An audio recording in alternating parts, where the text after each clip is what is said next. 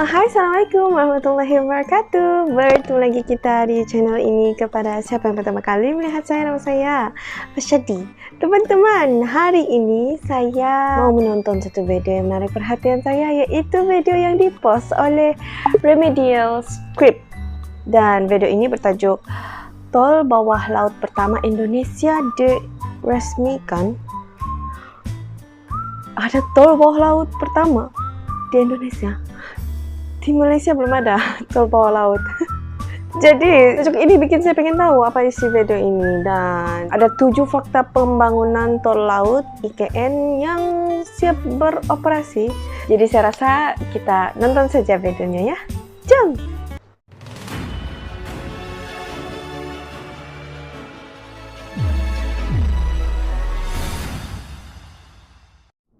Setelah melakukan pembangunan gedung-gedung pemerintahan, rumah dinas untuk para pejabat IKN, serta berbagai fasilitas lain, Presiden Jokowi juga tengah merencanakan pembangunan tol bawah laut yang akan menghubungkan daratan Balikpapan dan IKN yang terpisah oleh Teluk Balikpapan.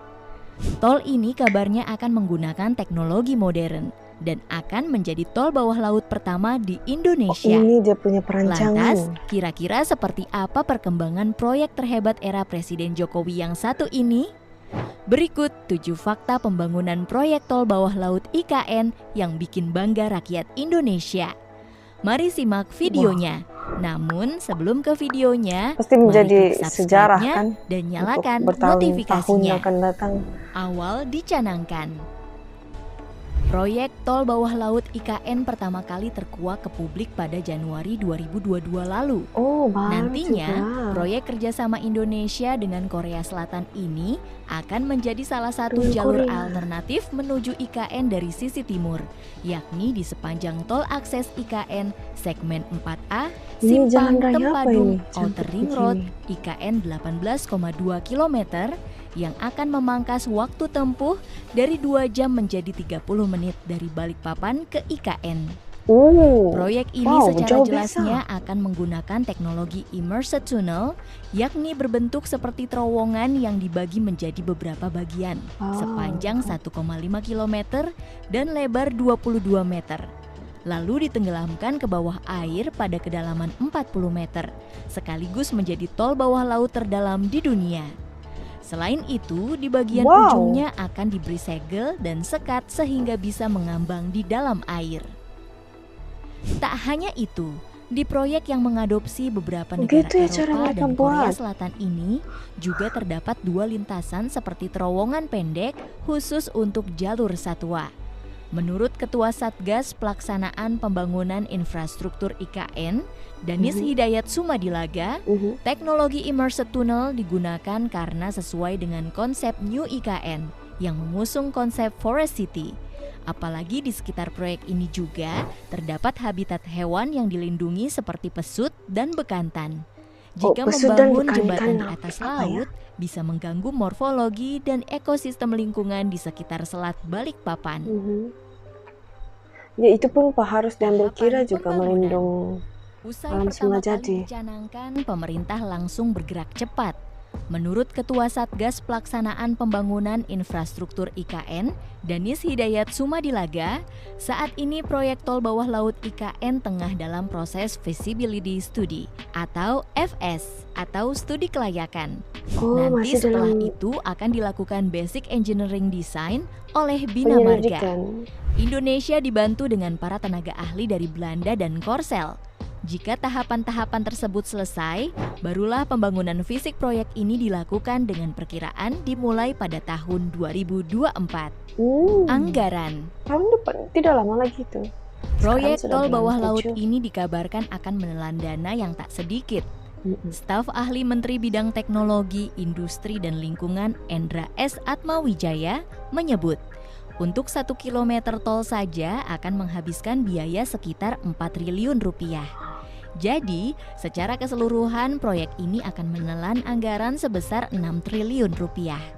Sama dengan terowongan bawah laut di Khor Al-Zubair, Irak, sepanjang 2,5 km yang menghabiskan biaya sekitar 12 triliun rupiah atau 4,5 triliun rupiah untuk 1 kilometernya.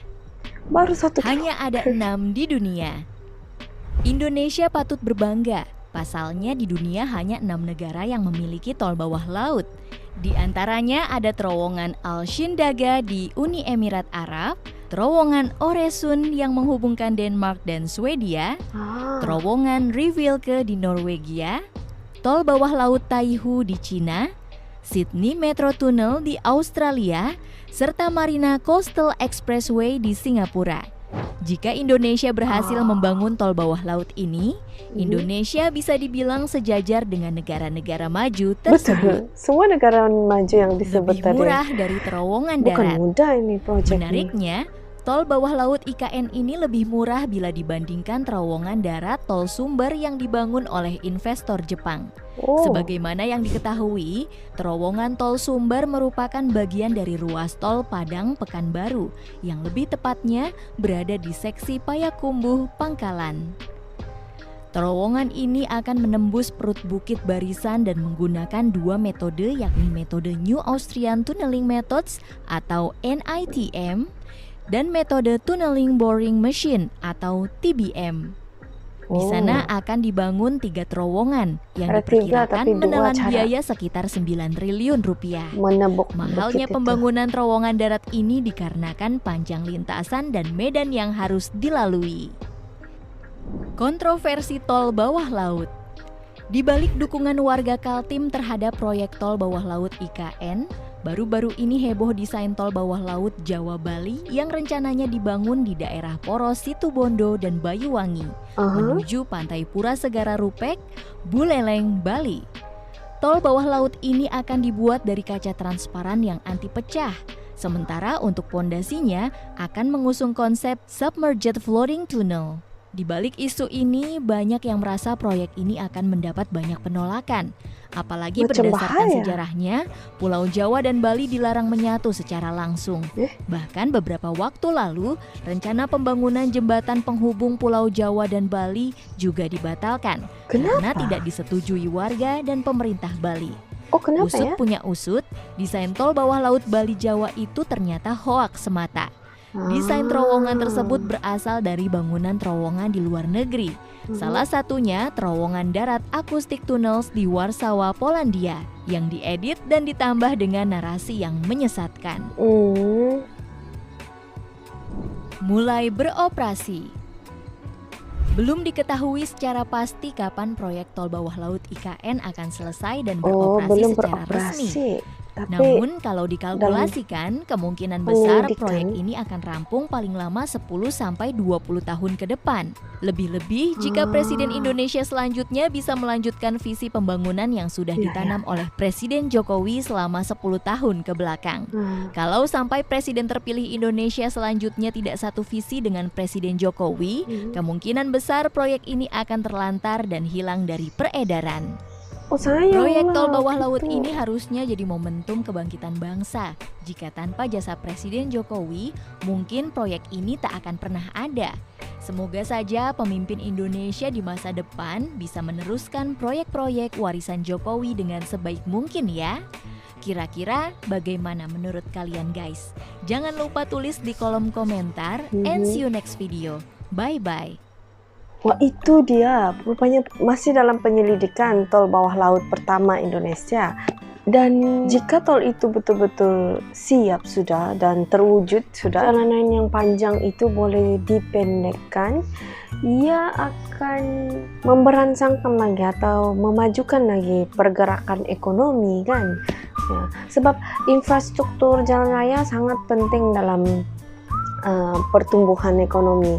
Kalau jalan raya ataupun perhubungan laluan itu ada masalah, jadi ekonomi itu akan susah berkembang. Apapun teman-teman, terima kasih karena menonton video ini bersama saya. Dan jika teman-teman ada cadangan lain lagi, komen saja di bawah. Dan jangan lupa untuk tekan butang like dan tekan butang subscribe. Dan jumpa teman-teman semua di video seterusnya di sini. Bye, assalamualaikum. Terima kasih sudah menonton.